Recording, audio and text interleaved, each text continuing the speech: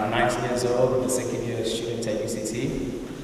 My idea is called Money Minds, and before I get into the idea, I'd just like to tell you a bit about myself. I'm a twin. I grew up in a little small place called Sandton, Johannesburg. The way I grew up is we learned financial management and financial planning skills basically by osmosis, just by looking at your parents and just seeing how they actually relate to their finances. And I got to UCT last year.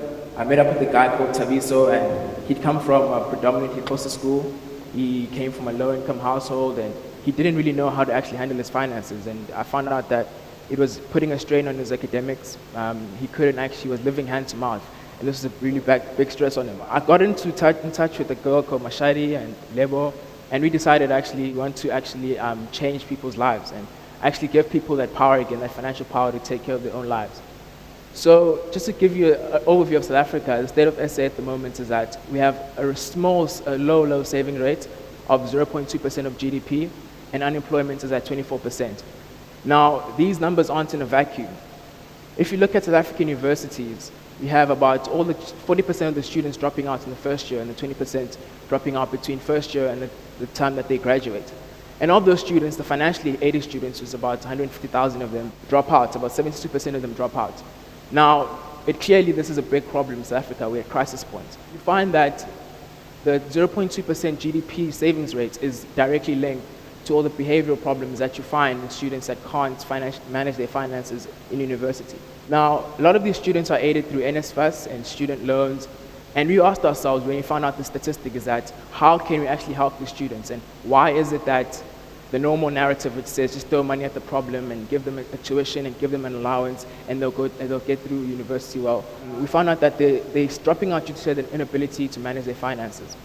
And our project is very simple. It aims to decrease the university dropout rate amongst financially aided students and to actually give them a platform where they can learn, develop, and actually implement budgeting, saving and investment strategies in their own personal allowances or personal lives. Now, the students that we're helping are students who are on NSFAS, student loans, Ellen Gray, the National Treasury bursaries, and any other foundations that they are being helped by. Our implementation is very simple as well. It involves a continuous support network and financial literacy courses. Now, these financial literacy courses at the moment are being done by the Financial Services Board and the South African Savings Institution. What they do is they actually have a financial services course that they take out every single year, once a year, and they do it in conjunction with the SRC body of the actual universities. Now, we feel that this is inadequate. We need a continuous engagement between the bursars, the actual students, or any of the financial institutions so they can gauge if their material is actually working in the student's life or not. So our plan is to actually span this out over 3 years and have 8 courses over the year, 4 courses a semester, so that we can actually have a continuous engagement between the students and the bursars. The key drivers and expansion of this actual project is a supplementary program where you actually have a financial aid and support and a place where students can see their problems are being addressed properly, and the bursars can actually see if the stuff that they're teaching the kids actually works out. That was actually the short part of it. I'm going to get into the long part now.